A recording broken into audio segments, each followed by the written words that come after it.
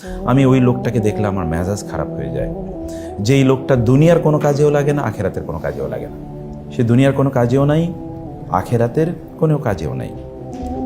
আল্লাহ সুবহানাহু ওয়া তাআলার কাছে সবচেয়ে প্রিয় মানুষ হচ্ছে সেই যে প্রচণ্ড কর্মব্যস্ত।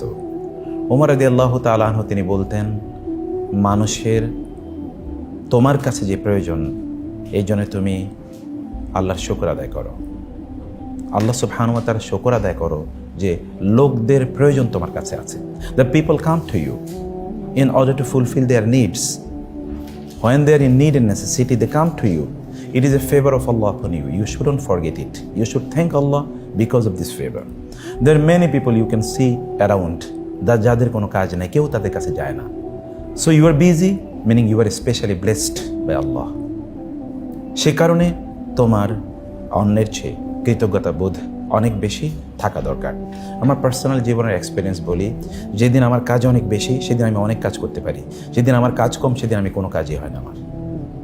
আমি জানি না whether it is applicable for you or not, কিন্তু আমার ব্যক্তিগত জীবনে যেদিন আমি 20টা কাজ করি, 20টা কাজে আলহামদুলিল্লাহ ভালোই হয়। যেদিন আমার একটা মাত্র কাজ থাকে, ওই কাজটাই হয় না। আপনার ছোট ভাইদেরকে দেখবেন যার কোনো কাজ নাই, শুধুমাত্র পড়াশোনা করে, ওকে কোনো কাজেই দিয়ে আপনি কোনোদিন করতে পারবেন না, বলে আমি খুবই ব্যস্ত। কিন্তু আপনি 10টা কাজ করেন, 10টা কাজে আপনি ভালো করে করেন।